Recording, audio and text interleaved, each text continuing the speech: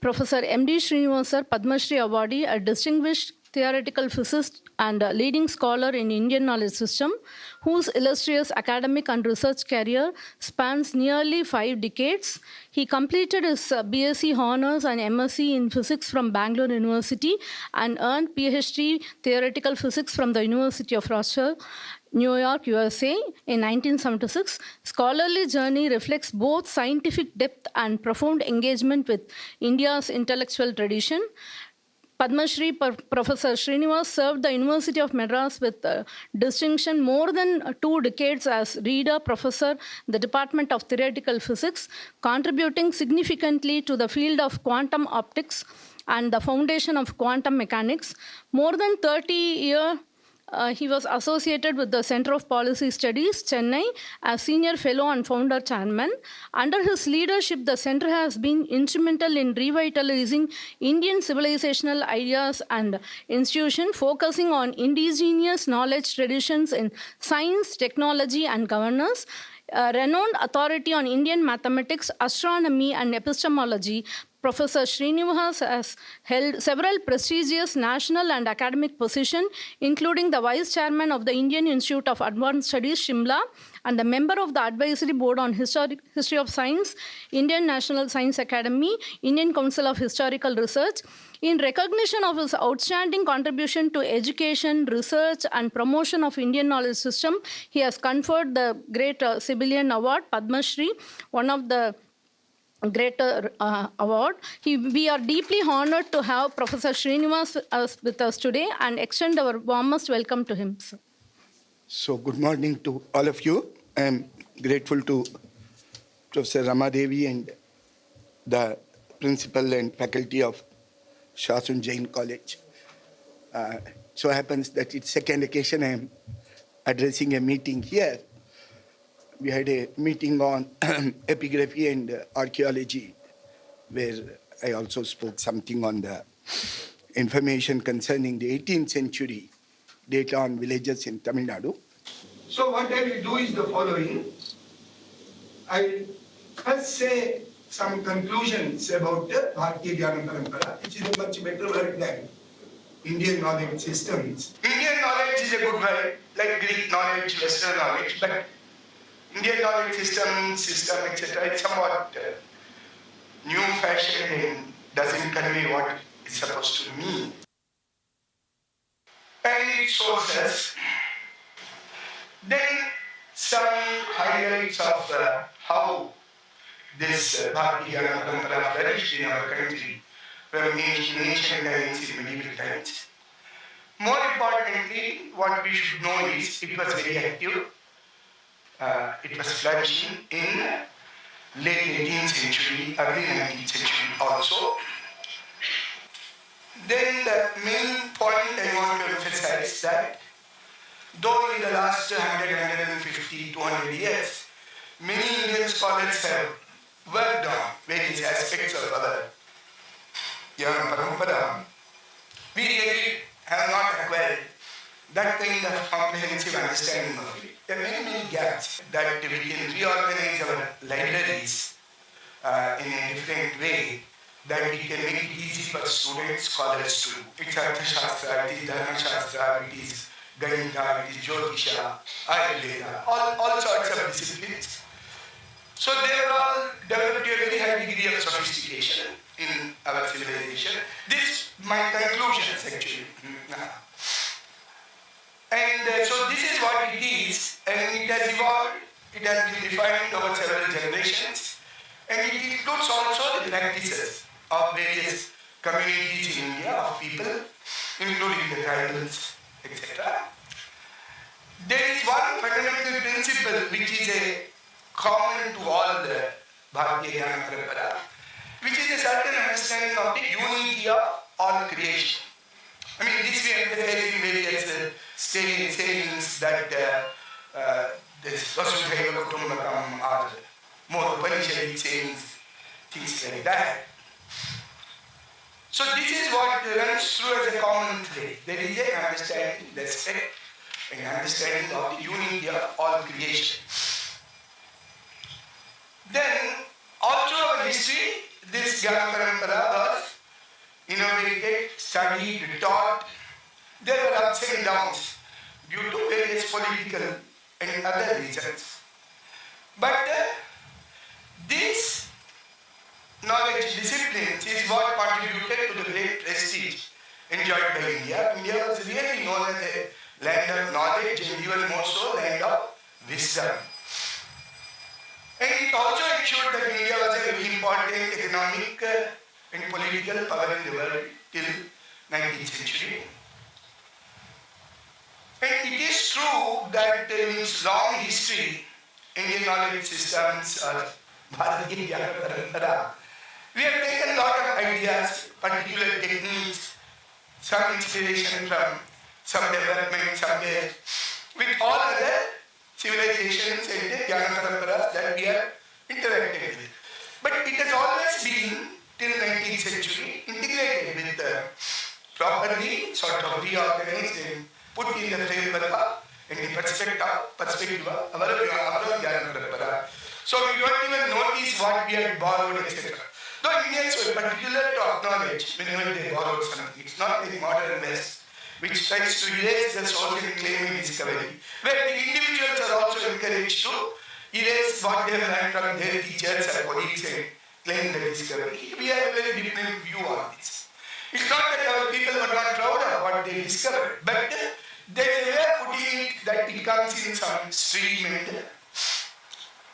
So, it's the main crucial period where this understanding and development of our Jnana Parampara got a serious jolt was from late 18th century onwards, and it became a great attack on our sort of vidyas, kalas and all that due to the education system which was implanted in India by British from the early 19th century onwards. Next. So in this way, there has been what we usually call as a vichiti, a cut in our continuous flow of knowledge and its development. So a smriti vichiti, a parampara vichiti. Now, a great amount of effort has been spent by hundreds of Indian scholars and maybe several foreign scholars also to rediscover, to re-understand what has gotten sort of forgotten or subdued or got eclipsed slightly. But in spite of a large amount of work that has been done in the last 150 years, we still cannot claim that we have a very good understanding of the concepts or methodologies, techniques, ideas, or even the history of our own Jnana Parampara. There are many gaps, as I told you. And now in modern India, there has been a realization that for us to show our creative genius, for us to show how our own approach to issues, our own philosophical foundations of understanding the unity of all creation, led to a very vibrant and useful and what we call a knowledge which is really rooted. So this, for us to regain that, we really have to get away from the current situation where we have really banished all study of the various disciplines that developed in India, the various achievements made in our history, in our civilization. So it has to be brought back to our academia. It should be. So one of the points emphasized in the National Educational Policy of 2020 is that they should constitute a legitimate subject of serious study and interest in our higher educational institutions. They should also be taught in our schools. Of course, the problem in implementing is that we do not either have ready-made material that we can start teaching with. We do not have ready-made set of instructors who are well versed in. So programs like this may set into motion interest amongst all of you, so that you get yourself to start looking at this more systematically. There is a large amount of scholarly material, but since we are not teaching, that scholarly material is for scholarly debates. That you cannot straight away say you read this book to your students or even to our teachers, you teach from this book. So such things may exist in some disciplines, may exist in some aspects of what exists many times is a wrong summary of how a particular discipline developed in India, a wrong narrative, a wrong viewpoint. And often we say this narrative is wrong. But merely saying something is wrong 100 times doesn't sort of create a new narrative. New narrative will come by looking at the sources from which the original narrative has come and trying to understand, not with the purpose of changing the other narrative, but trying to really understand what is the real picture. So, those are the things that need to be done. Next one. So, what are these sources? First, I will summarize them. In the end of my talk, I will tell you something about this state. So, it's not true that we should all go to manuscript libraries tomorrow or things like that. Though we should all know that there are things called manuscripts, and they are in various public collections, and they deal with a large number of subjects, and they need a whole lot of expertise, both about the way to handle manuscripts, the way to read them in their scripts, and also they should be understood in the context of the discipline in which it is written, the language in which it is written. So all these skills have to be acquired also. But there is another source which is also based upon a large number of manuscripts only, which is the published books. And most of us do not realize that you need a very large number of published books. I mean, my estimate is it could be few lakhs. And they are in what form? They are in the form of source texts. Say like Aryabhata, which is written on astronomy and mathematics. Then there are 15, 20 commentaries on them, of which maybe 7, 8 have been published. That's a fortunate case where several of these commentaries have been published. And there will be 20 books which are either giving a translation of the book, Aryabhata.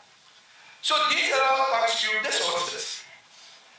But there are also other books which are written which talk about Aryabhata and say some things. Those we can think of as a modern perspective on what Aryabhata contains. So that will not have the same status as the book itself or its commentaries in the way it was understood during the course of development of the subject in our civilization.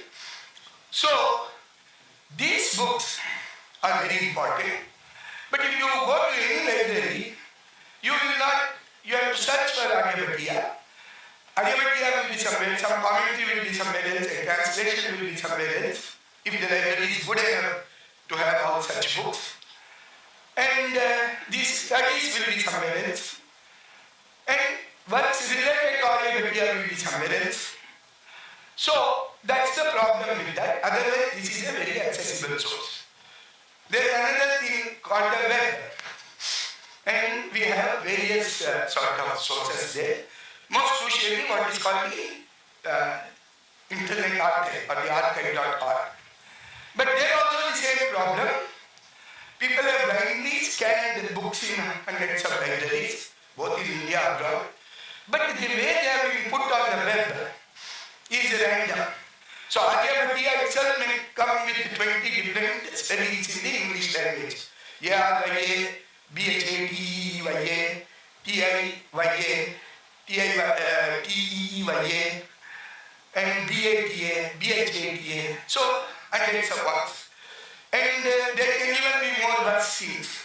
That some book is titled the Old English, the Old Sanskrit text of astronomy.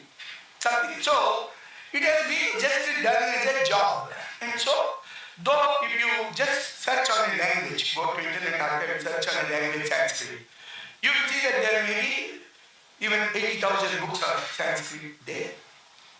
But they have not been tagged, they have not been. So, only people who know how to look for it in 10 different ways will get something. So, for a beginner, this is all unnecessary complication, and at the second round they will give up. So, that is the kind of difficulties we face. So, manuscript, I told you, there are about 1 crore of them, current estimate. and maybe about 20 lakhs have been catalogued. Catalog means they are in public collections, say near this Anna Centenary Library, there is something called the Government Oriental Manuscripts Library. It used to be housed in the main campus of Maryland campus of Madras University. That has, I think, some 40,000 Sanskrit manuscripts, some 20,000 Tamil manuscripts, things like that. I mean, in various languages. Sanskrit manuscripts have the extra complication, they are in various different scripts. So Sanskrit manuscripts in Tamil Nadu will be in what's called the Grantham script. In Kerala it will be in the Malayalam script. In Karnataka it will be in some Nandanavadi script or Tiguladi script. In Andhra also it's similar scripts. So then Nagari. Then in North India we have Devanagari of course, but Sharda script. So about 17, 18 scripts in which Oriya, the Oriya script. So you have to sort of wade through all this. And what has been done so far is very abysmal. We have, of course, great efforts. I think early 1980s, a great scholar called Kapila Vatsai set up an institution called Indira Gandhi National Center for Arts. They started scanning manuscripts in different places. They scanned 20,000, 30,000 a month. So they had a collection of few lakh manuscripts. Then during the India government, both Vajpayee and Murali Joshi started a scheme called National Manuscripts Mission. So they have sort of made a survey, maybe of about 30, 40 lakh sort of sources, of which they have captured images of maybe 10 lakh manuscripts or 5 lakh manuscripts. But they are supposed to put it on their website, it has not happened appropriately. So in the last month, a new scheme called Gyan Bharat Mission has been inaugurated. The idea is that this 1 crore will all be digitized and put on a website and made available. So it may take a couple of decades for this program to. So in the meanwhile, we start with what will be published books and then look for a manuscript that in which we are interested in. We don't even know what are the titles. So that's the manuscript. Then there is a large number of inscriptions, about a lakh have been collected and put in the epigraphy section of Archaeological Survey of India in Mysore. And maybe about 15,000 to 20,000 of them have been published. Most of these inscriptions come from South India because they are mostly in temples or public buildings like tanks, chatrams, and things like that. These are the things that survive more in South India than in North India, as you know. And Tamil Nadu has the distinction of the largest number with 35,000 inscriptions. But only about 15,000 to 20,000 of these have been published, in the sense that the text is printed. Say, Tamil Nadu inscription is coming what is called South Indian inscription series. Then various scholars like Naraswamy and others have published books on inscriptions in general district, inscriptions in Europe text. But again, you need to know the language, and if they have printed it in the older script, you need to know the script, and then you need to translate it. Though it's not a very large number, 1 lakh source for any functioning country, this would have been done within the first decade of our independence. So anyway, we will still keep talking about it. So this is also a very nice source because it contains extraordinary amount of historical information, but historical information pertaining to all issues, economy, society, anthropology, whatever, discipline, astronomy, everything will come there. Now these are the source works we can say, but there are a huge number of archival records left by the British, Dutch, Portuguese, here in India, Danish. Then Maratha archival records, various archival records are there. And they are housed in what are called the Government Secretarial Archives. Tamil Nadu State Archives is in Egmore. Then there is huge number of objects, tools, iron objects, the sculptures, stone sculptures, metal sculptures, metal rods, then forts, dams, Even cities, like city like Uttar Pradesh, how it has been designed, or city like Jaipur. So all that have to be understood. We can say that so many hundred thousands of tons of granite is involved in Relishwara temple. But where did this granite come from? How was it moved there? How was that huge stone taken up? So all these only some speculations have been done here and there. But they are not systematic topics of research to settle that issue or to get better answer. So that's a very large thing. Then there are living practices, there are our potters, weavers, not the Mandu people, then even our Vaidyas, then even our own household understanding of various things, our practices, our food. So these are the living practices. Most of the medicines, the original idea comes from some tribal cure that is done by our people, and from that they get some particular herb, and then that will be analyzed. It even happens regularly in modern world. Then, apart from all these sources, these are the sources. Then there are a whole number of books, reports, articles, journals, films, documentaries. So this is a very huge corpus. Okay. So this is the introductory part of my lecture. Now I will sort of quickly run through some highlights of what this Jnana Parampara was. And you don't need to bother about Sanskrit statements there. They are there to just to show that there is some statement in Sanskrit. I can explain everything in English. So first thing you have to understand is this. Books of any discipline in India, be it astronomy, Dharmashastra, be it medicine, they are not really a collection of statements or propositions or laws or whatever. They usually contain details of how to go about doing something. And before that, so they give what is called the procedure for doing something. That's called, these procedures are called in Sanskrit. So today it's called in Padi Uday or whatever, algorithm. So like that, they are called Vidhi, Prakriya, Kriya, and things like that. So that is the what every book has, Parikarma, Karana, Upaya. So even in Bhagavad Gita, it talks of Shastra Vidhi, that somebody who violates the prescribed way of going about achieving something.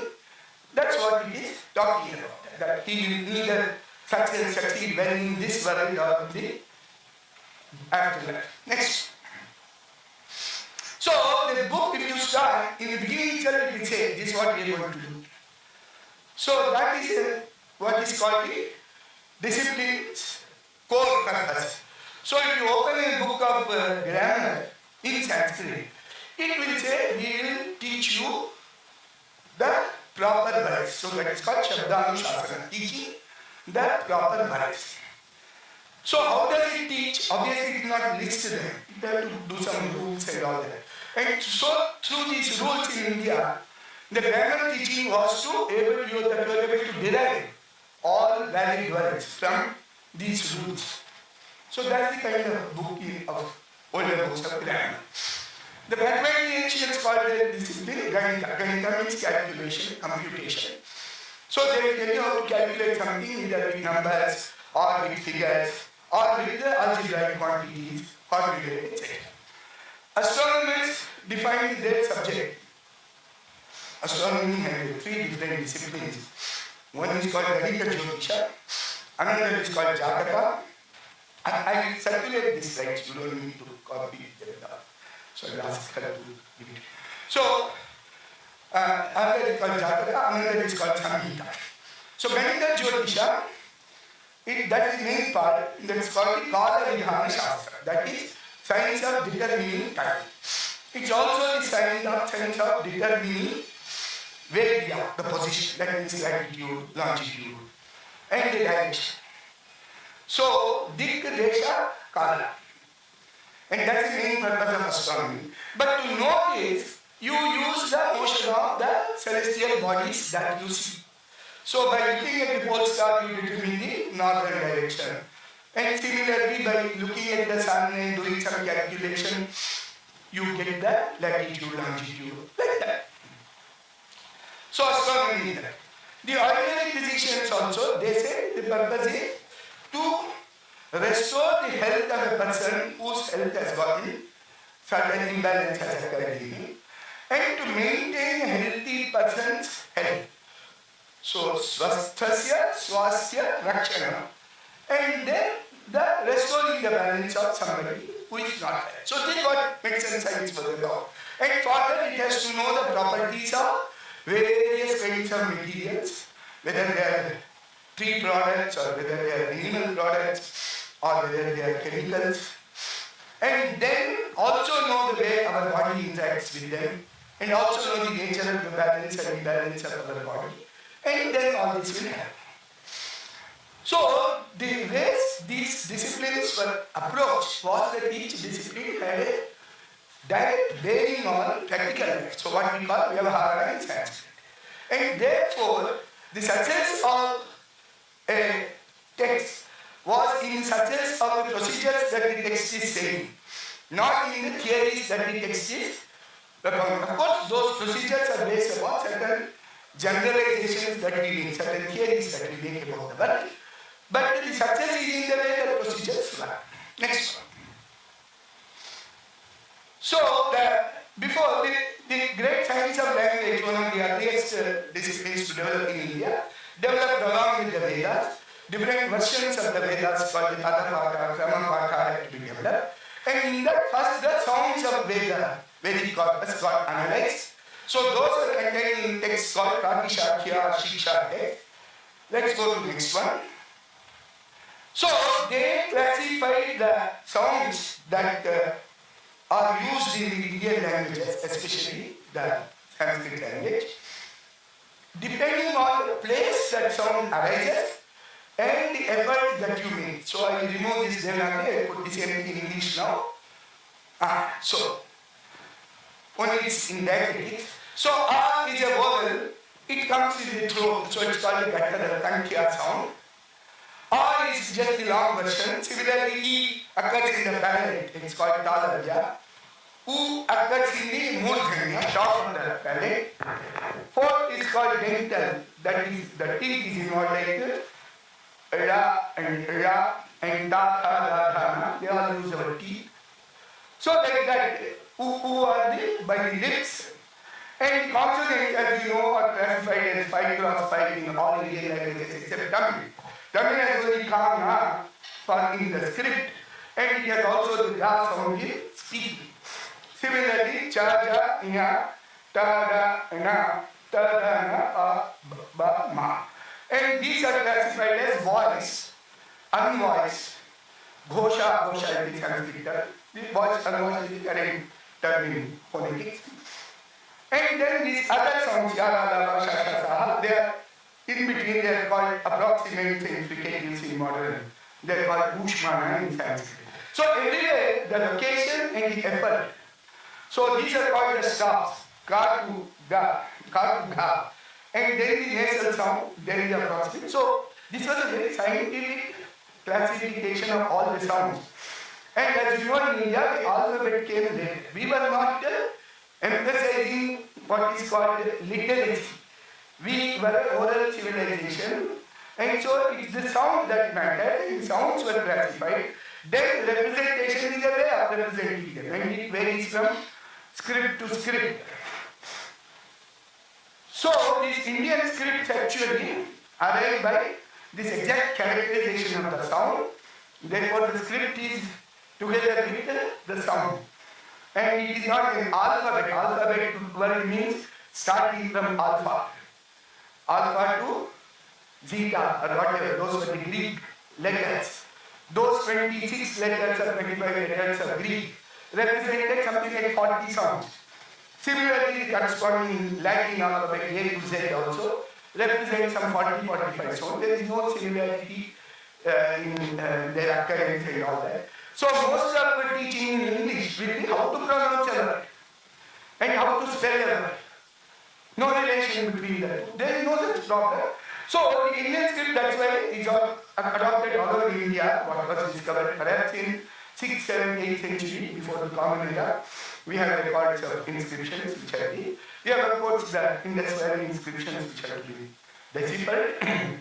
But they went to Southeast Asia, they went to East Asia, they went to Central Asia. Wherever people were impressed by this phonetic classification, and wherever they did not already have a very developed script, they just adopted it. Next.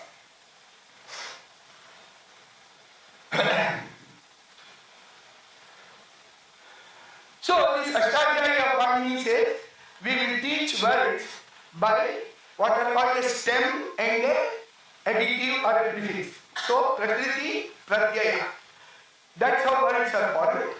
And these Prakritis ultimately go back to a set of roots called Dhatus. So this Panini's Ashtadhyayi, next one. So the purpose is to derive words from Prakriti and Pratyaya and derive sentences also. The Ashtadhyayi is about some 4,000 rules. Then it lists the sounds by 14 sutras.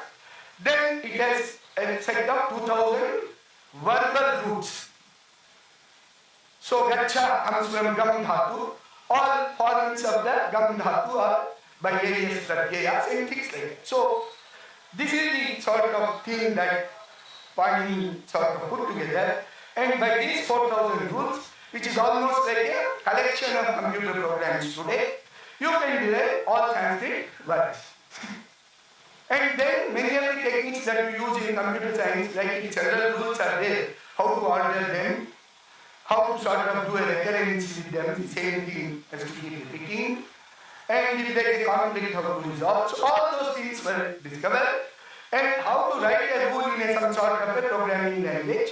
But this programming language was Sanskrit itself, together with various algebraic symbolisms. So this is how this grammar has been developed, and this is about 500 BCE. Next one. So many other disciplines in India were influenced by this method of systematically deriving something through a sequence of rules. And so even the conduct of a yajna is discussed in what are called Kalpa Sutras. So starting with how to construct the yajna, there are various rules, geometry. Then how to perform the yajna, there is various rules, which are also written in the form of sequence of like formulae or rules or whatever. But even we had a very good grammar by about 1st century BC. We had a grammar which would derive all valid words of Sanskrit and also the valid words of the Vedic corpus. Panini's Ashtadhyayi has 2 chapters on the Vedic corpus also. But the philosophers of grammar, Bhattacharya, who have written in Shaka also, he wrote a book called Vakya, where he is saying Panini's grammar is very useful. But once having learned it, you can forget it. In the sense that it's only a method to derive the words. So if you know the words of Sanskrit, you don't need to know the grammar. So the grammar actually is learned by people by listening to others speaking. And so nobody really goes to the grammarian and says, you give me a word.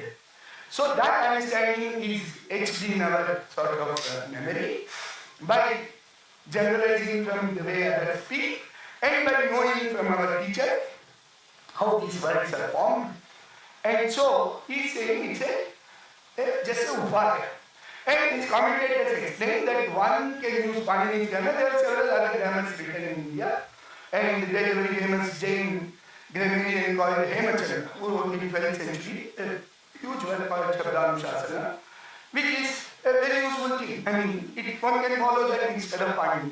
So this multiplicity of, and in some region maybe some grammar may be more relevant. So all these possibilities are kept open.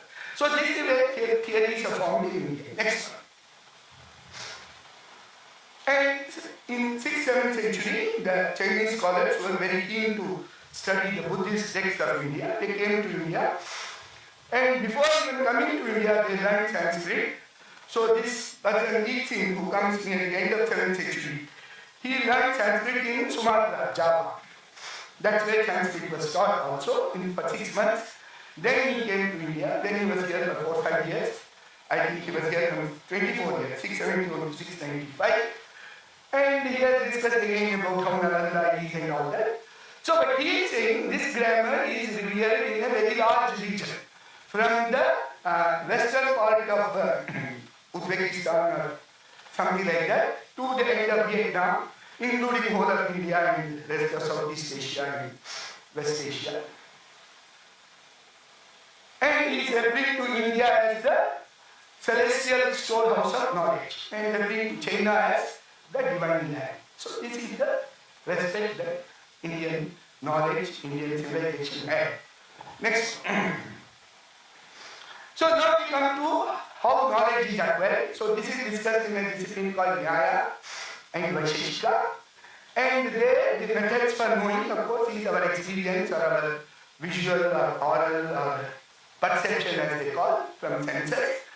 Then there is also the books that are already written. There is also our teachers who are telling something. So that is called testimony, agama, shabda. And then there is, you observe a lot of things, then you make certain generalization. Maybe you are a great theoretician, you need to be a model. Then that is called anumana. Now, the crucial thing is, this anumana in India is not trivial like Aristotelian logic. All men are mortal, Socrates is a man, therefore Socrates is mortal, is trivial knowledge. The knowledge that all men are mortal is the crucial knowledge, and you cannot arrive by merely looking at 100 men or 1000 men. So, how to be reasonably making a generalization? This was not realized in the West even till 16th century. This is called the problem of induction. From knowing from particular instances to make a general statement, which in the West is called a law, as it itself, some divine command that nature has to obey.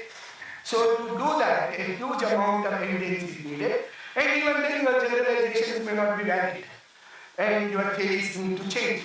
So all this wisdom comes in the West only around 19th, 20th centuries in a more serious way. But it is all inbuilt in the way we do science in India. That our scientific theories are our own creations, is the models that we build in a particular domain. Next one. So there is a clear hierarchy of these sources of knowledge. So what we experience, what we perceive was the ultimate authority. Then what is written in books, or what is taught by teachers, or what is told to us by a reliable person has the next level of authority, because they are supposed to have seen it and tested it. Then the inferences that are taught to us, or that we make ourselves, has third level. So the inferences are always subject to their being in consonance with what is observed, and also in consonance with what is written through the tension by teaching. So this is what is followed. This hierarchy is never taught to us while doing science. So every time we are taught this ultimate theory about something, and we have so much evidence, they say. But no much evidence is much evidence when you are making generalizations. Because generalizations are supposed to hold for everything. Next one. So in Ayurveda text, they give less importance to argumentation than to our own having tested something, or something has been properly written down and prescribed in tradition. So a medicinal group called Ambashta, Sushruta Samhita says, it can never form purgative action. Even if you can find out 10 different arguments that they should be able to do, because it has this property, that property. So that is kind of, so you should be wary of some generalization, some argument which contradicts your own experience or your experience of our own long tradition of the subject. So this is true even today in science, in practice, that we don't start doing research by recreating Newton's mechanics or quantum mechanics or relativity. We assume most of it and then do some small thing, we check something or we check. But the question there is always, you are asked to always look for some theoretical generalization. Whereas in India, you are always asked to look for some practical application. Both are involving scientific activity only, but there the focus is to discover a better theory. Here the focus is to discover a better vyavahara. Next. So same thing that a thing written in a book but contradicted in experience, then you have to either re-look at the book or try to re-understand the book, and not just blindly take that it's there in the book. If it's consistently violated in practice, you should go by practice. This is the Shamvedara Paddhati of 13th century. Sushruta Samhita is written in somewhere 3rd, 5th century. Next one. So it goes back to a very ancient time. So the Vedas themselves have much of the calendar that we use, the basic concepts of the Nakshatra, ultimately go back to the Vedas are the allied texts called the Vedantas. And from the Vedas, which have a lot of observational data, I will discuss one of them. Then comes systematic works. One of the oldest discovered books is called Parashara Tantra. Then we have something called the Vedanta Jyotisha. Next one. So one thing that we see in the Vedic corpus is about the pole star. So we call it Dhruva. So what is the pole star? You know the earth is rotating about an axis. You think of extending that axis to the sky. And at that point you see a star. That star will be called pole star. But there is no guarantee that the earth's axis really goes to extending to the sky. But it does happen sometimes. And if it happens, it stays like that for hundreds of years. Meaning, so, but it is not all the time so. Why is that so? Because this picture shows you a particular astronomical phenomenon. The Earth's axis, when you move it to the sky, it meets some star, but it stays with that star close to it only for 50, 60, 100 years. Because actually, this Earth's axis, like you have seen a dog, when it's rotating, before it falls, it sort of does some oscillation like that. That is called precession. So the Earth's axis precesses, and it makes one full circle amongst the stars in 26,000 years. So this is something like a pointer for ancient chronology. So where the pole star, where the axis meets, when there is no star, you just call it the north celestial pole. If there is a star there, you say celestial pole star. So in around 10,000, go to the next one. So this circle represents the movement of the Earth's axis over 26,000 years. As you can see, there is a star here around 2800 BC. There is a star very near on that circle around 2100 AD. So what is here the pole star today? It's called Alpha, Uranus. We'll get it. So that is called the pole star today. The other pole star that was there in 2800, this belongs to a constellation like this. It's called the Dragon constellation. In India it is called the Shishumara constellation. Shishumara is a sea animal. And this star is on the tail of this constellation. And it was a pole star, fairly accurate one in this period. Around 3000 BC to 2500 BC, the north celestial pole was very near that star. So when our texts are talking about Dhruva, that star is called Abhay Dhruva. Next slide. So there is this Taittiriya Aranika, the ancient text, which is talking of the 14 stars in the Shishumara constellation, and the Dhruva, which is there in the tail of that. And this is the Dhruva which you have to see in the morning, around which, what is when there goes all sky seems to move around that.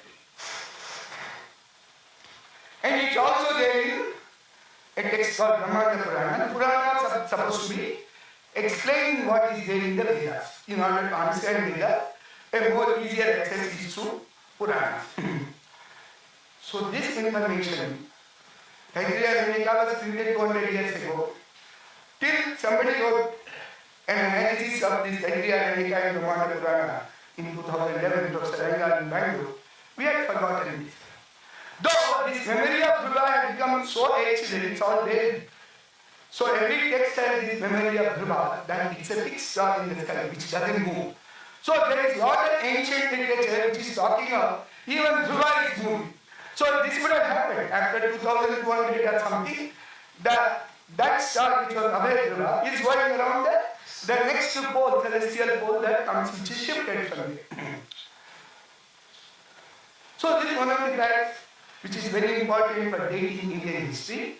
So what Taittiriya Aranika is saying is what Indians observed in 2800 BC. Whether Taittiriya Aranika is written then or not is of secondary importance. We have the historical memory of an event, and we have the fortune of having lived in the time of the older Dhruva and in the time of the current Dhruva. This is also Uranus, the current, what? Not Alpha Centauri is another. Pole star has some technical and model astronomy. Go to the previous slide. You see, there is this star called Vega. That is very close to this called Abhijit, which is very close to the North Celestial Pole in 1400 AD or 12,000 BC. 14,000 AD or 12, in 26,000 years it comes. Next one. Okay, so this is the ancient tense of Indian side. Let's keep moving. So the Vedanta Jyotisha of 1200, this gives a formula like this. At 1200 before Common Era, why is it so? Because the 1200 is again determined by what are called the solstices. Solstices is every day you see the sun rising in the horizon. It rises near some star. Now we are after June 21st, we are in the process of June 21st, the March 21st is the day when day and night are equal. June 21st is the day when the day is longest, night is shortest. So from June 21st to December 21st, sun moves from north to south. That is, when you see and mark the point there, you will see the sun moving every day north to south for 6 months. So the point where it starts moving from north to south is Dakshinayana. And December 21st is when the southernmost point is reached. And then it again starts moving northward. That is called the Uttarayana. So Uttarayana has nothing to do with January 14th. It occurs around December 21st. Actually, you can see, I mean, you mark in your own notes, if you go to the rooftop early in the morning, see the star along with the sunrises or the mark, there is some tree or something. So even that's a good enough mark to see where the sun is rising. So this variation of the length of the day, like day and night are equal, then the day increases in the Uttarayana and the day decreases in the Dakshinayana. So this was given by that thick line in India by formula like that. In 183 days, n is equal to 1 to 183. 12 hours is the mean. The rest is the, of course it went up to 18, which is unrealistic for our latitudes. So around 29 degree latitude, much of this line coincides with the 29 or 27, which is Allahabad, Delhi latitude.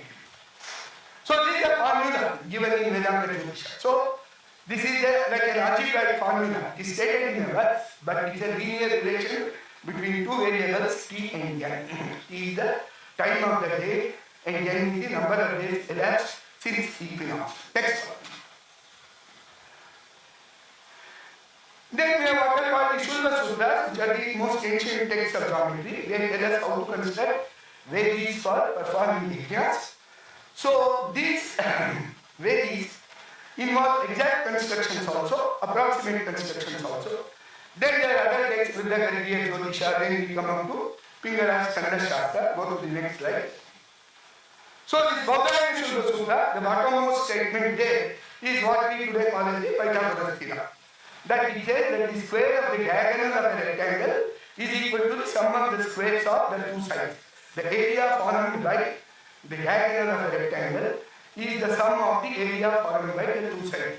Dirgha Chaturashasya Akshya Raju, the central thread of a rectangle, Parshvamani Diryanmani cha yat Vikat Bhute Bhutaha Taduyam Tadubhayam Karo. The two sides, the areas that they create, this one diagonal creates the sum of them. So, diagonal of the rectangle is also the hypotenuse of the corresponding right angle triangle. So, this text is around 800 BCE. This Bodhana Shulva Sutra has many other exact constructions. Go to the next one. It tells you how to construct sum two squares, convert a square into a rectangle of the same area. Exact constructions.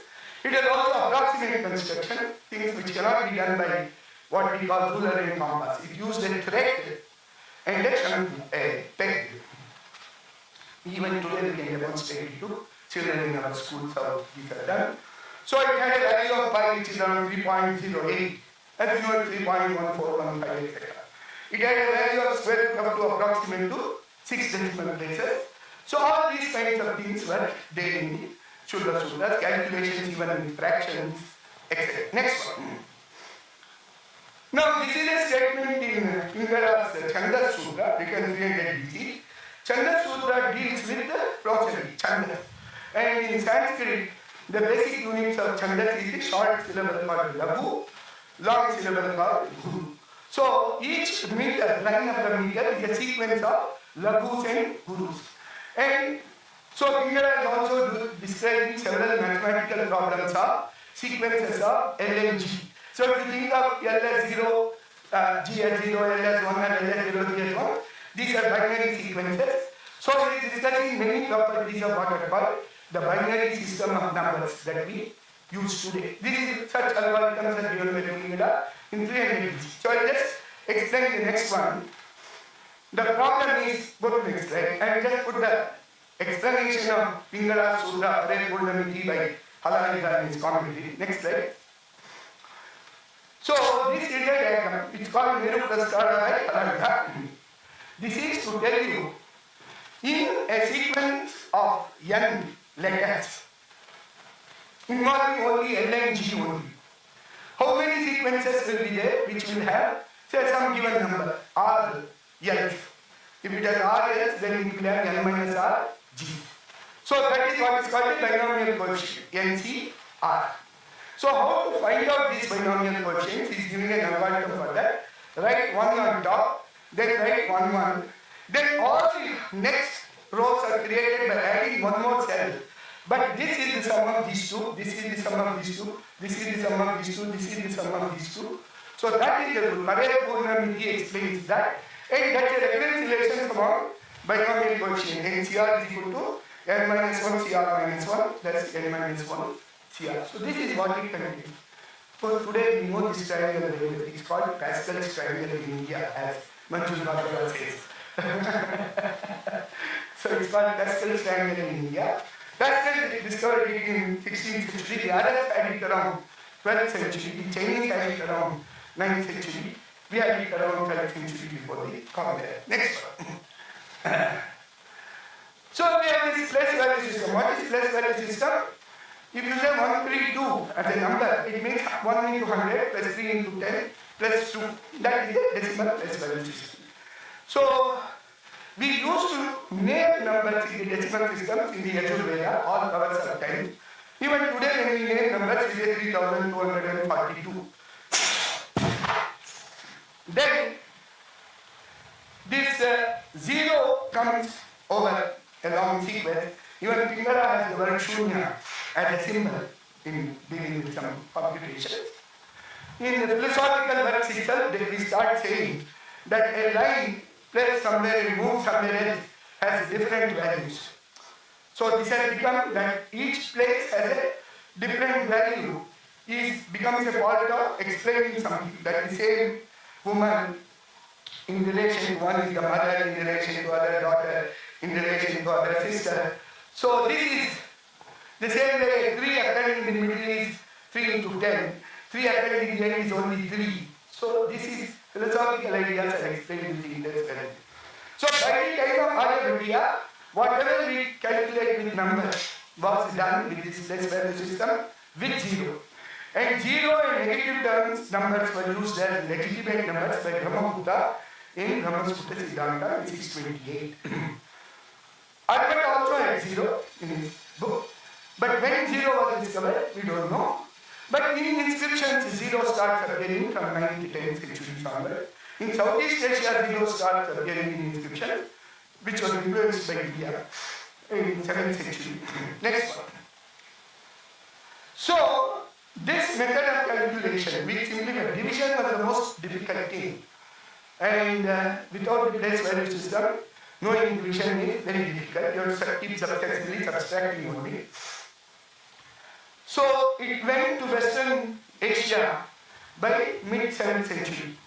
So there is a bishop in uh, Syria, who is saying, you think only Greeks know astronomy and mathematics. The Indians have a wonderful way of calculating with these 9 symbols and 0, which nobody else had.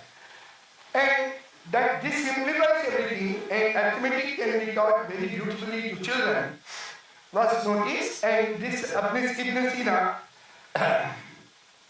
is called Avicenna in Latin sources. He is a great philosopher and a medical man in West Asia in 10th, 11th century. So he is saying he learned the Indian way of calculation from a vegetable vendor in Egypt. So that is the two aspects today we call literacy and numeracy. That you should know how to write and read and pronounce it correctly, and you should be able to calculate well. These were made universal both by the Indian discoveries of the correct arrangement of sounds and symbols associated with sounds, that is the script. So the correct alphabet or script, which itself tells you, puts in your memory the corresponding sound. So, and this way of calculating, which makes it even vegetable vendor, as we today say, you go to a hotel and you give a complicated sort of purchase this, he will give you immediately the change if the boy is well versed and is not using calculator. So this is made possible by these two major developments in India, that Indians were fully literate and fully numerate, and Indian education system ensured that you study this only for 5 years. This is etched in your memory. You are able to recite poetry, you are able to do simple calculations, you are able to do simple geometry, and then you become fit for your particular project. Next. Today it's a major problem in India. A student of class 8 is unable to read a third standard text, or is unable to add half with 1/3.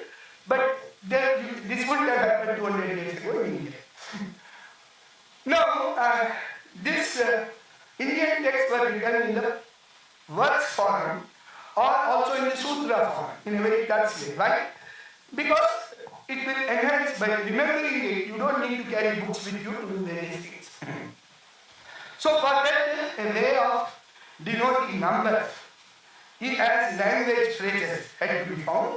So one such system is known in India from about 630 or 640 of the Common Era. That's called the Katakaya. So this is for this ka, ka, ga, ga, ga. They give the value 1 to 5. Cha, cha, ja, ja, nya, 6 to 0. So the Kavarga and the Chavarga 1 to 9 and 0. Tavarga and Tavarga similarly. Pa, pa, pa, pa, 1 to 5. Ya, la, la, la, sha, sha, sa, la. They are all 1 to 9 and 0. 1 to 9. And all vowels are 0. So by this, in poetry, you could explain mathematics. There is no problem. There was another way which uses I's for 2, Vedas for 4, seasons for 6, because we have 6 seasons in India, or Iti for 15. So that you can use that also. That is called the Buddha Sankhya system in poetry. So most of Indian, even our classical music, we have the 72 Meda. So they are made using this Katakayani. So that if you say Harikam Bodhi, Ha is 8, Ri is 2, you have to invert it in the opposite order. It's 28 Meda. What is the use? If you know it is 28, you will know where it is. Shuddha Rishabha, Chatushtha Rishabha, Antara Gandhara, Sadhara Gandhara, all that it will become immediately. Next.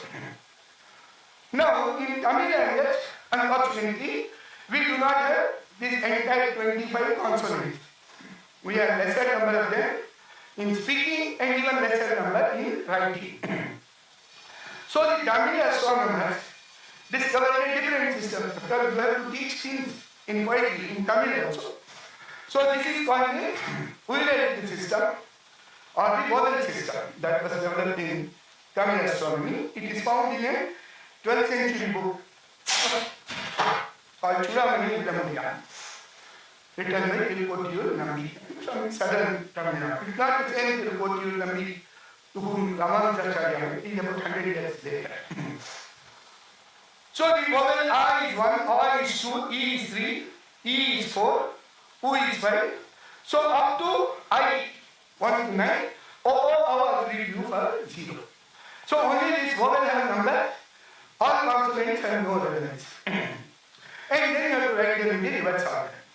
Now I will show you some application of this in Tamil astronomical text. Go to the next one. So there is something called Chandra Vakyas. They were discovered around 4th century by Maharaji. The moon moves in a elliptical orbit around the Earth. So its speed is variable. Now the ends of the ellipse, one point which is closest to Earth, one point is farther away. The point closest to Earth it is moving fastest. Where it is farthest from the Earth, it is moving slowest. And that is what is Kepler's second law also, the area enclosed by the line joining Earth with the moon. So this point which is closest to Earth is called the Ucha, it is called the apogee. So when moon and apogee are seen together, they are closest in that sense. And then the moon returns to the apogee, not in the same time when it returns to the same star, because this ellipse itself is also rotating. That is, the apogee is moving. So this what is called the sidereal period of the moon, where the moon returns to the same star, is 27.33 days. For the moon to return to its apogee, it is 27.53 days. So 0.2 days, 0.2 days later, apogee will move that much. So 9 times moon and the apogee moving, roughly 248 days. So what they did was that calculation of moon's longitude depends on how far it is from the apogee. Suppose moon and apogee are seen somewhere together one day. Next day at the same time, the moon is roughly about 12 degrees 3 minutes from the previous day. The next day is 24 degrees 9 minutes. Third day is one Rashi, that is 36 degrees 22 minutes. So these numbers were encoded in what are called Vakyas. And in Sanskrit that will be encoded in something called Girna Shreya. Ga is Kaka, Ga, that is 3. Na, you should use the last consonant before the vowel. So you should use Na is 0. So 3, 0. Shra again is Ra is 2. Ya is 1. So 20 degrees 3 minutes is given by what is called Chandra Vakya, Girna Shreya. Now what we do in Tamil? We know not. V, A, E is 3. O is 0. Na is 2. Na, Di, Da, Ta is 1. So we know nothing gives the same. So these were not by children, and they could roughly calculate the position of the moon fairly accurately. So in Kerala, I think even till 50 years ago, all children were taught these things. Next. So even complicated calculations come with this in this Chudamani Ullamudiya. So this word Mandan Surupuram will come, Pallioni will come, Eri Irma will come. They denote these numbers and the operations to be done. So this Chudamani Ullamudiya has verses like this. Next one. This also is various Altrangal, Nini Sengal, Sayapon Kolum. So all these numbers are encoded in that verse, and the operations are encoded in the verse. And so ultimately, what is to be done, next slide, is a complex set of calculations you have to do, but they are all arithmetical calculations. You don't need to usually, trigonometrical calculations are needed in planetary astronomy, but these are all addition, division, subtraction, multiplication. So in this sequence of operations, the entire position of moon on any particular day sunrise can be calculated, and the value is very good if the moon happens to be on Amavasya or on Purnima. The value is good up to even a minute or whatever. Otherwise, it will be deviated by a degree at the most. Next one. So in healthcare also, just a statement by Patsiyan, who came 3 centuries before Dixon, and he is saying these free hospitals are there in all great cities of India, set up by well-to-do people or by the government, and people come and are treated freely, and once they are cured, they go home. So this was the earliest such public hospitals recorded in history. But the description of hospitals occur in Charaka Samhita, which is about 400, 500 before the Common Era. This is around Pakistan is in India for 15 years, 399 to 440. Next one. So this is a temple in the Chandrapet Kanchipuram road, a place called Tirumukkudal. It is opposite the Padai station. Across the Pala, that side, it's called the Venkateshwara temple. And it is one of the longest inscriptions. That entire wall is filled with the inscription, 55 feet by 20 feet. It's a huge inscription. So it is discussed in a Vedic Pathshala, there I think 60 students or something, and a 15-bed hospital.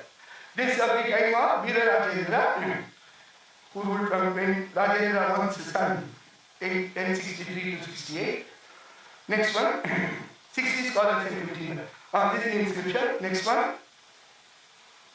So it is saying for the hospital what was paid to these various people. The physician is getting 90 columns of paddy and some money also in a year. Surgeon is getting 30 columns of paddy, and two persons who are fetching medicinal herbs get 60 columns of paddy. Two nurses get 30 columns of paddy. Barber receives, he does some surgery, 15 columns of paddy. And the lamb is kept, and waterman gets 15 columns of paddy. So the ratio is between 15 to 60 per order per standard. And one column then was roughly about 185 kilograms of paddy, substantial. Next one. And there is a list of medicines used: Brahman, Kadumburi, Vasavadiki, Gomudradiki, Yashamudradiki, Dashmudradiki. You can get in shots even today. So these are all well-known medicines. So this was not an entirely distinct system of medicine. These various Siddha and Ayurveda systems were fully mixed in their practice in Tamil Nadu. Next. So this went outside India. Buddhism went outside India from Ashoka's time. So from then onwards, from South India, scholars went to China, scholars went to Southeast Asia from about 2nd and 3rd century of the Common Era. This is the Trimurti temple in Java, Prambanan, around 9th century. It is the largest temple in Indonesia. Next one is the most famous Angkor Wat temple, Vishnu temple. It is, I think, bigger than Vatican or whatever. That temple has discussed this in very detail. This is in 12th century. Till about 14th century, Southeast Asia had the flowering of Indian culture in a very big way. All lot of inscriptions. And in fact, scholars say from about 2nd century of the prior to Common Era till about 13th century, about 1500 years, is a period known as Sanskrit cosmopolis. That means Sanskrit was used the way English is used today. That everywhere in this huge, in a very huge region. Sanskrit was used in poetry, Sanskrit was used in administration, Sanskrit was used in inscriptions, and Sanskrit knowledge systems were used, translated, read. English has that status only for about 100 years. Say 100 years ago when Satyendranath Bose wrote a very famous paper on Bose statistics. He sent it to a German journal, but he didn't know German, so he sent it in English. And it had to be published in German and still had to translate it. That's how he made some improvements on it, and the result is called the Bose-Einstein statistic. But German was the language of science somewhere between 1850 to 1920. And French was the language of science between about 1750 to 1850. So the power that English enjoys today is of the last 100 years, and if we don't do anything, Chinese, I think, will become the language of international communication after 2050 years. Next one. So, a scholar in Al-Andalusi, he is in Spain, and he is saying India is known as the land of Islam. Indian emperor is known as the wisest emperor. They are very good in astronomy, mathematics, medicine. These are the classical subjects, apart from language and linguistics. Next one. At the same time, Al-Biruni comes along with Mahmud of Ghazni. He is in India, he writes this book. Usually we do not get the correct title of this book, so that's the only reason I put this slide. Al-Biruni's book is called Tahqiq Ma'al Hind Muqabla fil Aql aw Mawjooda. That is a critical study of Indian doctrines whether rationally acceptable or not. So usually we call this Al-Biruni's book on India.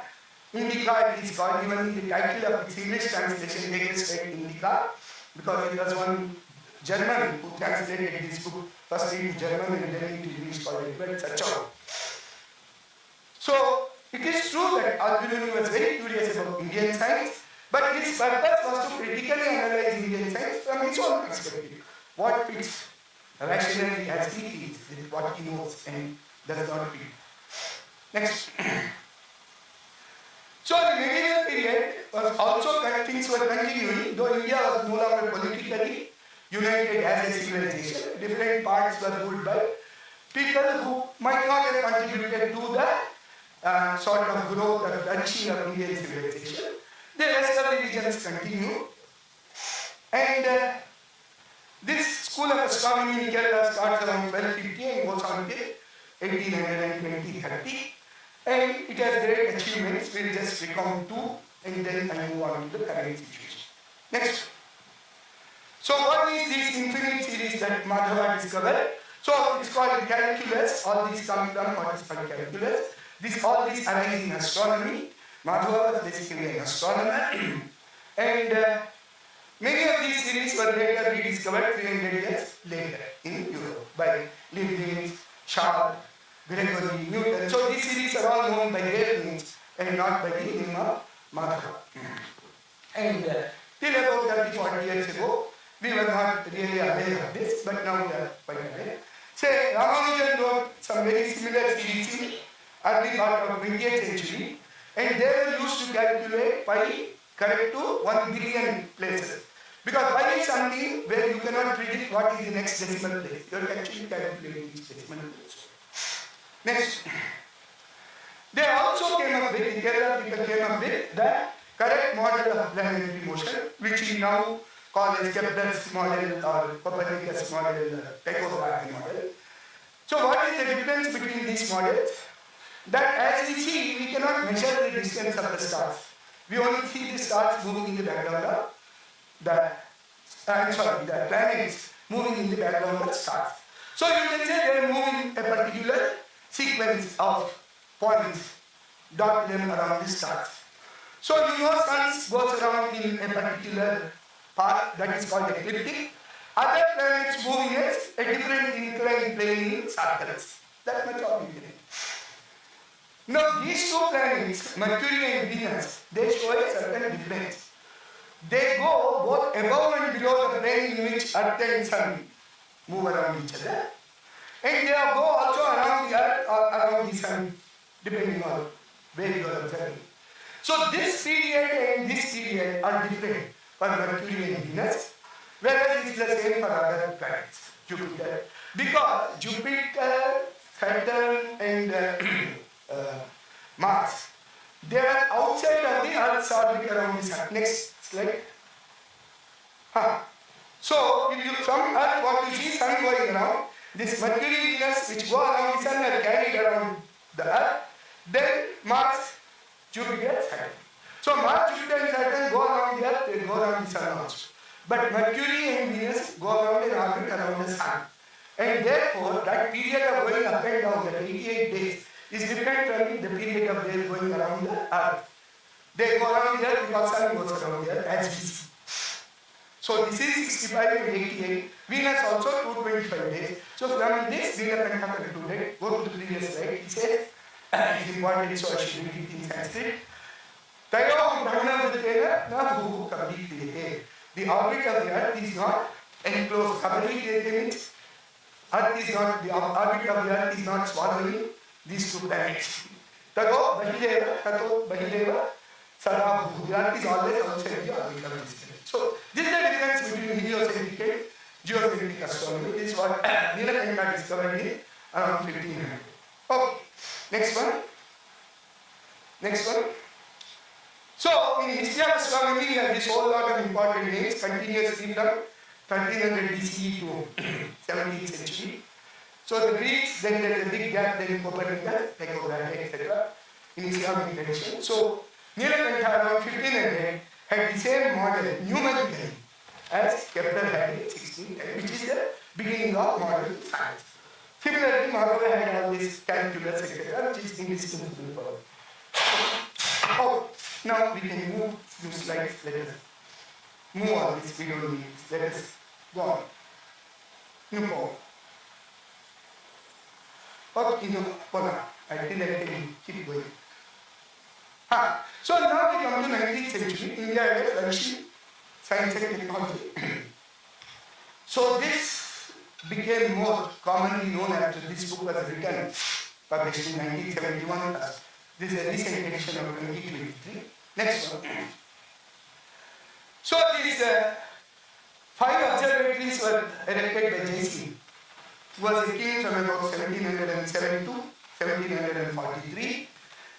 This is the observatory in Varanasi.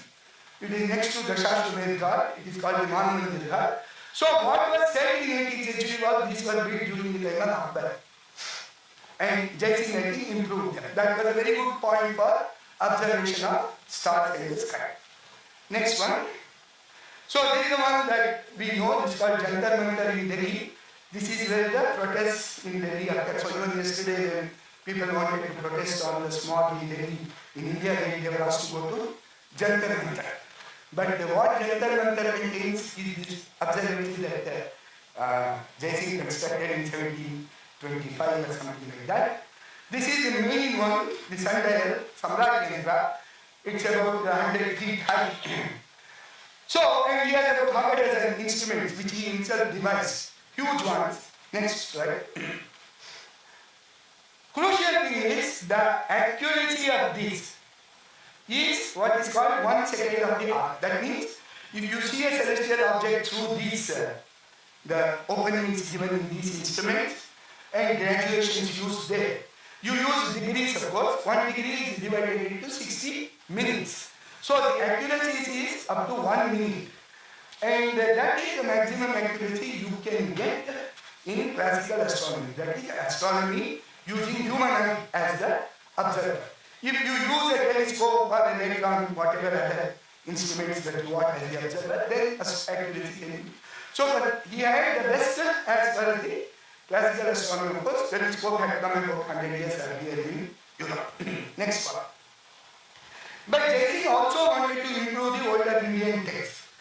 So he knew that in North India, astronomy had been somewhat stagnant for 300-400 years. So he wanted to know what developments occurred elsewhere. He got the tables from the West Asia, what are called the Al-Kashi's tables. And he also got the tables from France. And then he constructed these instruments and did calculations as per Indian texts and the tables from West Asia and the tables from Europe. And he found a lot of discrepancies even in the European tables. And this is a letter that he is writing to the Jesuits here in India, saying, I observed with your tables and I am finding these discrepancies, so tell me how this can be. So this is the kind of science he wanted to inaugurate and initiate, update the older astronomical texts through observation. Next one. Around the same time, end of that century, Deschantil is a famous astronomer from France. He was the assistant to Cassini, who was the leader of the French observatory. He came to Pondicherry to observe what is called the transit of Mercury, meaning Mercury crosses the sun. That is called the transit of Mercury. And he came to see the transit of Venus, Venus crossing the solar disk. This occurs once in 150 long number years, and it's not regular also. He was interested in Indian astronomy, so he thought about an astronomer. I think his name was Jnanamutu. He wrote a detailed book in French about how he calculates eclipse, and he found his calculations were very swift. He did the calculations in half an hour with no books. He was merely citing some formulae. He used a set of cowrie shells and did these calculations, and they were fairly good compared to what is called the Dirac tables. And that book is now, I think, available in English translation, but not proper translation. The memoir of Deschantil. The French one is available in archive.org. Okay.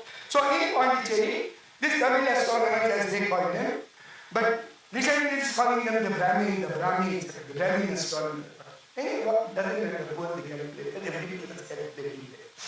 Next. So this this book talks about inoculation being practiced in India against smallpox in a big way, especially in North India. Next one. And surgery also. Details of the iron and steel manufacture. And these were done wherever ore was available. And Indian steel at that time, 1750, 1780, was taken to England and tested by Faraday and all that. They said it's very useful for making surgical instruments. They are very high quality steel is produced in small ovens in India, various places. Next. So now scholars are estimating what is called the manufacturing output of India as a percentage of the manufacturing output of the world. That is, if so much amount of manufacturing, as you know, economic activity is divided into agriculture and allied activities, one sector, manufacture another sector, services another sector. This is manufacturing sector. So the current estimate, it actually started around 1980s by this man called Bayo. I have just put that. He came up to 53, I put the 2023 number also, just to. So India was well known to have produced about 25% of the manufacturing output in the world. In fact, even in GDP, it's roughly the same thing. The Indian GDP was about 25% of the world. China was 33%. The entire third world of today was 73%. UK was 2%, France 4%. Europe as a whole was 23%, etc. So by 1830, India had come down to 17.6, and by 1860, India had come down to 8.6, and by the end of colonial era, 2.4% in 1938, and 1.7 in 1950. China also had a similar thing, but the decay was slower because China was only colonized in the ports along the, and but it was very thoroughly controlled, and there were people were ready to consume opium, which was grown in India. Even today, if you go to Ayodhya, the biggest building is not the Ram temple. It is what is called the opium body, or the Sadhu Dam. It is a huge building. So all of the foreigners were forced to grow this opium, and this was transported to China by the East India Company. Reputed Indian merchants were involved in this. Anyway, so now the China was also 2.3 at the end of colonial period, and USA's rise after 1900, as you can see, but 1953 was the peak period for USA. Europe was not far behind. But now in the last 70 years, this picture has changed. In India, it has improved, but very moderately, so 2.9% today. China, it has improved very substantially, 27%. It's a giant which is challenging the West. UK has come down from 8 to 1.8. This is a percentage of the manufacturing in the world. This is not the physical amount is much different. There is a growth in the physical amount, but as a fraction of what is done in the whole world. France is 1.8, Germany, they have all come down. Even the United States has come down from 45% to 17.3. So actually the main quarrel of Trump with China is that in the last 20 years they have taken away manufacturing away from US. The best cars are done in China. The best semiconductors are produced in Taiwan or China. So like that, so even these companies of US have built their factories in China. Or if China is not allowed, they will put it up in Mexico, they will import to Mexico or Canada and send it to US. So the main quarrel is with that America should become again a great manufacturer. And for that he is doing various things, of course, which is not either liked by his own people or by the Chinese. But that is the reason is that for the past 10 years, America has realized that it is losing its grip over the leadership of manufacturing. So we should also realize, we may say we are progressing, but to be of consequence in the world, we have to move in a certain direction. Next. So now I come to, so textile, India was a leading exporter of textile. It exported about 25% of the world's textile was manufactured here. 1/3 of the trade was from India. Next one. Then I will say something about the agriculture and data in Tamil Nadu. We have detailed record from the villages. The village Kanakapilla is used to write the details of the villages. And these records, unlike other commonly manuscripts, these are not very well cut and preserved and all that. These were loose records that contemporaries themselves wrote. Most of them are destroyed. Occasionally when they are collected or when they belong to a temple or some other such accounts, they are still there. But they are all in the form of scrolls. Next one. Next one, I think. Next one. This is how one leaf looks. This complete thing is one leaf. And that's the kind of symbols that are similar to numbers, etc. used in symbols as in inscriptions. Next one. And we can rewrite them. This is how it looks. Next one. So, you take any one village, it will tell you what are all the landmarks there, how many tanks are there, how many groves are there, where are the places where fishing of the crop is done, where are the houses, how many houses are there, how many backyards, then the cremation ground. Main thing is water bodies had an important role. Next one. So, even in 1950, the map of this region used to look like this. All these blue dots were what we call as AEs or tangles, irrigation sources. And it is because of them that this region was very prosperous. It is also the seaside region, which is more or less flat, but going towards the sea. Next one. So this one is very beautiful in Teneri, near the village Ullavur which we are talking. Go back to the previous one. The village Ullavur is somewhere here. This is Teneri, and Ullavur is somewhere here, I think, just above Pala. Next one. Next one.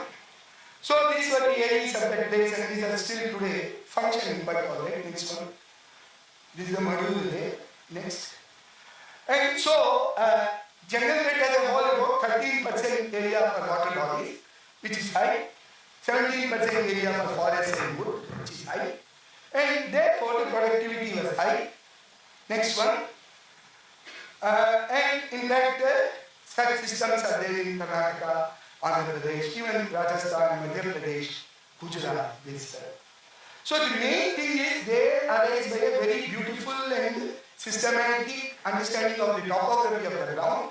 So the overflow from one goes to the other, so they are all connected. So they are called system of areas, the system of tanks. Next one. So the productivity in this particular village was about 4 tons per hectare in 3 seasons, Kar season, Namba and Samba and Nagare. Next one. The average productivity in this 2000 villages of Changalpet, 1500 here, was about 2 tons per hectare. 2.22 tons of paddy per hectare. It had high number of cows, buffaloes, bullocks, etc. And there were only at that time, the productivity, the total production was such that per person they had roughly about 1 metric ton of food, that is 1000 kilograms of paddy. Whereas today, next one, this is the agricultural yield of food grains and the productivity. Let us look at this graph, this table. So at the time of independence, actually this Bengal famine etc. was there. India was having only about 150 kilograms per person and around the time of independence. In 61 it was 181. It keeps rising and it's about 222 in 2020. In fact, it's crossing 200 somewhere around 2010 or so. But you can see the world average. In 61 was 274. Today it is 361. So India is about 2/3 of the world average. India is not even the leading food producer in the world. This is amount of grains per person per year. And actually, the Asian average is about 30% more than India. And the Chinese and USA have, of course, much higher numbers. So, we cannot still claim that we are a great agricultural producer. We have plenty for everybody. We have 21 everybody, we can produce at least 300 kilograms per food grain, so that you can use 50 kilograms for animals. You will have 30-40 kilograms of waste or other uses. You will have 220 kilograms of food grains per person. That will be the kind of thing you should be producing. Then of course you have great agriculture. So our productivity is also low. It's only about 2.3 tons per hectare. Today, it was 2.2 tons in the jungle belt area, which is not Punjab or Ganga belt or whatever. So the Asian average is 3.8. World average is 4. So these are the things we will have to do to become a great economy. But let's move quickly now. Let's come to the sources. So this is the 18th century situation. The rest of the 18th and 18th century you can read in the slides. Keep moving.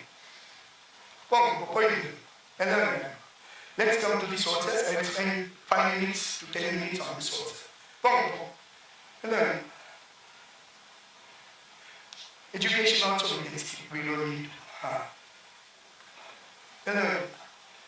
Move on. Now, we will get back to these sources now. Previous slide. So this is the one I showed there. So now I will first talk about manuscripts, then I will talk about published works. So as I said, there are about 1 crore manuscripts. Only about 3 to 4 lakhs are outside of South Asia, which means Sri Lanka, Nepal. Outside of that, only about 3-4 lakh manuscripts are there, of this 1 crore. So 3%. Next. 2 million have been catalogued, but only 1 million, that is 20 lakhs have been catalogued, meaning some published catalogue is there saying such and such a manuscript exists. 10 lakhs might have been scanned. Sanskrit is about 80%. Sanskrit language. But that, as I said, is written in 15 to 20 different scripts. And the other languages, Tamil, Kannada, South Indian languages, Marathi, Bengali, Odia, there are large number of manuscripts, Urdu, Persian also. Next. Now, these are distributed into subjects in various ways. About 30 years back, some scholar sort of made a survey of manuscripts in about 20% are on literature, 27 to 28%. So the rest of the 30% is on what we can call sciences or humanities or social sciences, of which medicine is very important. 15% of the manuscripts were in medicine. And in medicine, you can be sure that each manuscript is a whole lot of data. These are all based upon particular cues that people have seen and all that. And this is very variable from region to region, what herbs they use. And it is an enormous amount of. So that is the kind of wealth that we have. Next one. So this Professor K. Sharma, he surveyed the Sanskrit manuscripts in the previous one was in Tamil, in Kerala and Tamil Nadu. He looked for the manuscripts on astrology, astronomy, medicine, etc. He surveyed 1.5 lakh manuscripts, of which he found 12,000 on these subjects. And of the 3,500 texts, he found only 230 had been published. So about 5%, 6% of what was found in Sanskrit, in manuscripts, in Tamil Nadu and Kerala have been published. So next one. So we did some survey based upon very vast data left by Professor Sharma and one David Pingree. So we saw that there are about 9,000 source works in astronomy and mathematics about texts like Aryabhatiya, Mahabhaskariya, Panchasiddhantika, like that 9,000 works. Next one. But how many of them have been published? Only about 450 of them. During the high period of Indology of Westerners, only 15 were edited and 10 were translated. Then, in the next period, when Indians started working on this, about 140 till independence, post-independence, another 300 have been published. And so now about 450 have been published out of 9,000, which is 5%. And of this 450, only 1/5 have been translated or studied. Why I am emphasizing this is, even once you print some book, it doesn't mean that we have acquired the knowledge there. So I will just give you the example of this This text, Taitiriya Aranyaka, or the text Brahmanda Purana, was published in maybe early 19th century or mid 19th century. But nobody noticed, even in Rigveda, Dhruva occurs about 15 times. So this was recorded or observed or discussed only in 2007.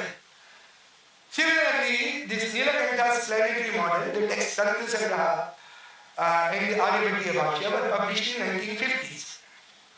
But the fact that this Tantra Sangraha contains a different model of planetary motion was noticed by K.V. Sharma and many others only in 1990s. So just the fact that a book is published, edited by a scholar, doesn't mean that we acquired. So what is published is 1-5%. So next one is again on medicine. Next slide. And they are also saying only less than 2% have been published of the manuscripts. And if you go to Siddha works, I think the number is even less. Out of that large 15%, meaning about 350 manuscripts, the number of edited works might be only 5 or 10. Next one. And these revenue records, I told you, of 2000 villages, we have written a book only on 2 villages. So again, there is so much information. And this one is general thing. There are lots of, you go to your Oriental Manuscript Library, they have received some huge bundles from Radhapuram, Nagapattinam, etc., from temples and all. So who is going to see all these records? So these are all there. Next one. When you go to inscriptions, as I said, only 15% have been studied. And Professor Subramanian of Bangalore did a 7-8 year study of inscriptions, published ones. Of the 90,000, only 20,000 have been edited. And he could get 12,000 which were translated. And in that he wanted to look for, because in each inscription, which is either in the form of a decision taken by a assembly or a donation made by somebody to some institution or a transaction, the date is mentioned and many important events occur. When a Punya Dina comes, like an eclipse or something like that. So he says they got about 12,000 eclipses in these 20,000 published inscriptions. And that data they checked against astronomical software to check whether when the eclipse occurred and all that. And these inscriptions start from 5th century and come up to 19th century. And this is one of the longest record of eclipses for any civilization that is available. Even in the small subset that they noticed. So, this is our overall situation, that we have a huge amount of data in the form of sources, but what we have done is a very, very small fraction of the data. And even if we have published something into a book or whatever, since we are not discussing it, since we are not teaching it, since we are not debating it, that what it contains is also still only what somebody says in the introduction of that book. So that's our situation. Next. So what do we do about these published sources? As I said, there is 4-5 lakhs. But why is it that not we know about it? So in NEET says that we should teach to our students all these things. So we take our students to our library. So we say Indian mathematics and we will have to search for 2 hours to get 5 books on Indian mathematics in our library. One is that we are not acquiring all these books because this was not a part of what we should study or teach. Second is we have scattered them by a stupid system of classification. And that classification is a very recent one. That's a 19th century classification called dual-decimal system of classification. Only thing is it's an American system which is like the British system of education. This American system of classification was thrust on everybody. It's a nice system actually, but it is suited for modern Western knowledge. And to some extent, Greek and Christian knowledge, because that is the source from which modern Western knowledge also derives. So next one. So the dual-decimal classification works on 0, 100, 200, 300, 400 for these subjects, which is quite fine. Computer science, philosophy, religion, social science, language. But you go to religion and see the classification, 200 to 290, 290, 289. In each of them there are 10 classifications, sub-classifications. 200 to 289 is all to do with Christianity and mostly with Bible.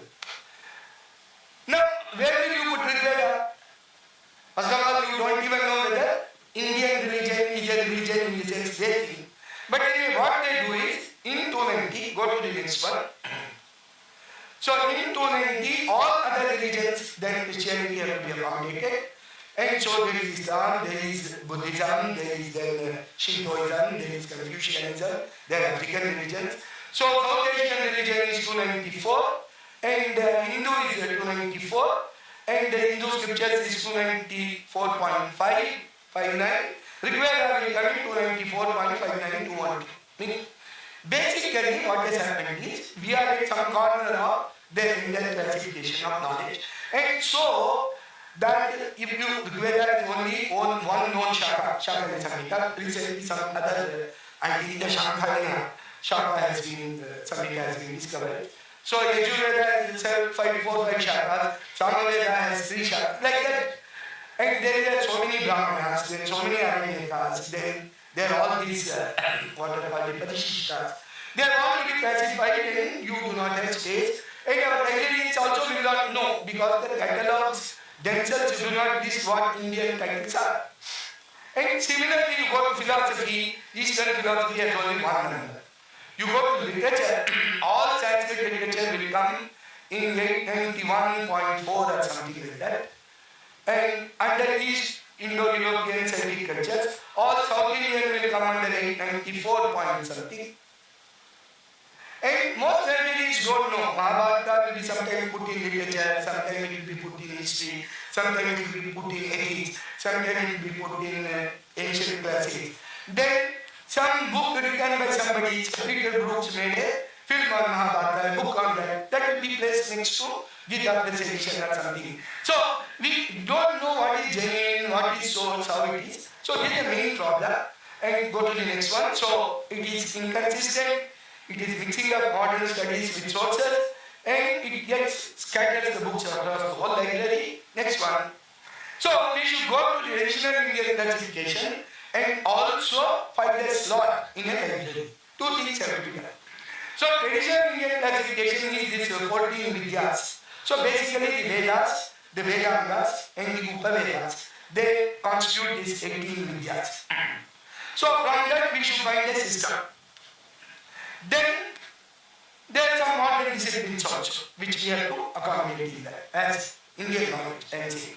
So next one, there is a slot in the dual 040 to 050 which is not, nothing is done. So in that we can put all the Bhakti Jnana Parampara books. Then they will all come in one place.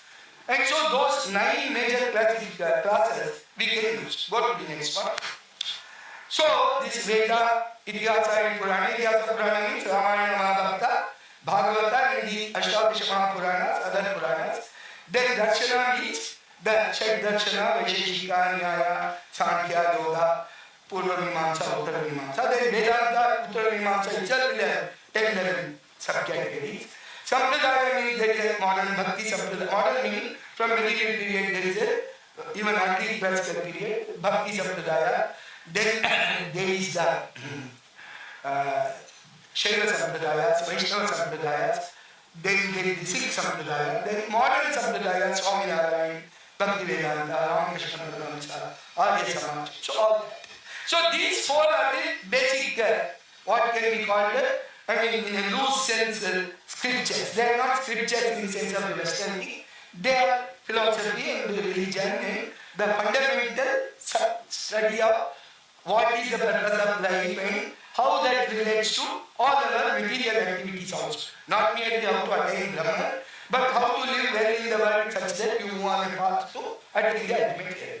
The next one, Vedangas are mostly dealing with language. They also deal with astronomy and mathematics. They also deal with Dharma Shastra to some extent. These Upaveda deal with the Ayurveda, then Artha Shastra, then arts, that is Gandharva Veda, then engineering, Sthapatya Veda, and literature, poetics, that is Alankara. So like that, then you have modern discipline like history and geography, for which we have Indian sources. So we have to put them in the modern knowledge, then bibliography. Next one. So we took a large number of books and tried to classify them this way. Next one. So in Veda we have these basic numbers I am showing you. I am telling you how many what are called source works are there. Source works means a work written in Indian language or its commentary or its translation, either in Indian language or modern language. Then modern studies is rest. So relating to Vedas, about 560, 570 source works, 157 modern studies. Itihasa Purana, that is Mahabharata, Ramayana, Bhagavata, Ashtadasha Purana, Sadar Purana, 1460 source works, 276 modern studies. Next one. So philosophy similarly, Sampradaya similarly. Next one. I'll finish in 2-3 minutes. Before that, there's one. We are not getting that page, is it? Okay, then move on. Okay, so in between this Vedanta and Sampradaya come, so that contains all astronomy, mathematics, linguistics, koshas, the lexicography, dharma shastra, artha shastra, engineering. Ayurveda itself as a rasa shastra, vriksha ayurveda, siddha, like that various subjects come. So, and modern sciences and technologies, how they study these subjects, that also come there. And then Kavya, and Kavya in all Indian languages, and many times the Kavya can also be a text of a Shastra. Because say Lilavati is a Kavya actually also, but not every poetic work is a Kavya. Meaning a work which is written also with a poetic purpose is called Kavya. So that will be there. Say Rajakarani is a Kavya, Panchatantra is a Kavya. I mean, it's a Kavya in prose. So like that. All Indian languages. Then you have huge inscriptions, Indian source texts, then foreigners' accounts, huge number of foreigners' accounts, published already, unpublished there will be more, European accounts later, British accounts, published ones, so like that. And when you go to geography, last one, there will be the Tirtha Yatra and all that. Next one. All the Tirtha Kshetras, there are thousands of books on Tirtha Kshetras. And then gazetteers and all that. These are all the sources. So now there are some 10,000 sources, 10,600 out of 24,000 in modern studies. Next one. So in case such a classification is done, then any student who goes to a library will see all these books together, but classified reasonably. And when he goes to a subject, he will see all the nearby books. And we have to work out, of course, many further details according to library science, such that we classify them, and in accordance with the way the subject developed in India. So when that is done, I think I'm sure we will have the first level. That is, this can take 2-3 years to collect these 3, 4, 5 lakh books which are being printed. But this system can be adopted within a year in all libraries in India, with modifications and suggestions. This might be what I said in MBA, preliminary version. But that will make all our colleges, schools, universities, IITs filled with books in Indian knowledge. And people will not wonder anymore whether it's some myth created by somebody or whether it is really exists.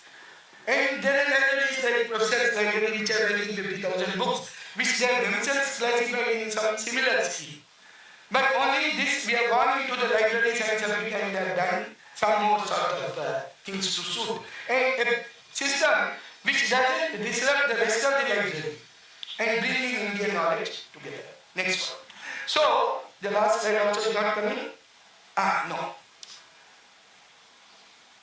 Next one. Next one is not coming. Previous one. Just the last slide. In 1 minute I should be through. No, basically I am saying that these manuscripts are important. Government has embarked on a Gyan Bharata mission to get all these 10 lakhs. But that I think job will take about a generation, 20 years. And even then, only the manuscripts will be physically made available. We don't know what they contain and all that. We have to train people to read.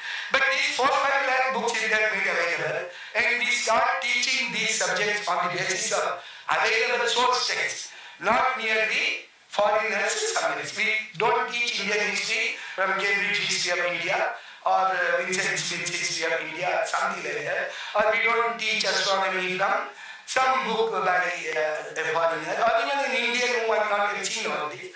So we look at the sources also, start teaching these subjects at various levels in school, colleges and all that. And that creates the curiosity to read more, even the published books, and which are, if they are seeable, at least you can put them on the web if they are not available. And it will create curiosity when looking at the manuscripts also. Similarly, for inscriptions, this 1 lakh should be made immediately available over 5-10 years with translation. So these two sources, literary sources and the archival sources, will create huge awareness for expanding our knowledge of Bharatiya Jnana Parampara and bring it up to date in the terms of what we know about it, what we ought to know, and then we can see the relation between what our Jnana Parampara can do, what we need to incorporate and add to, or how we need to transform modern knowledge. Like one Japanese scholar said, that we Japanese have taken modern science and technology from Europe. But Europe's modern science is only from 1700, and that is based upon their understanding and engagement with nature. Earlier we were using Chinese, Indian science and all that. So this modern Western approach to nature or understanding of nature is neither the ultimate nor the absolute. It is universal in the sense it can be used everywhere with good or bad effects. So a future science will have to be based upon the much larger corpus from all civilizations, which have been thrown away by the colonial sort of hangover. And that's what needs to be done very quickly in India. I'm sorry I've taken more time, little time for interaction, but we don't take too much of Professor's time. 1 or 2 questions you can ask. Then 1 or 2 important questions or comments you have, we can ask and then we close this.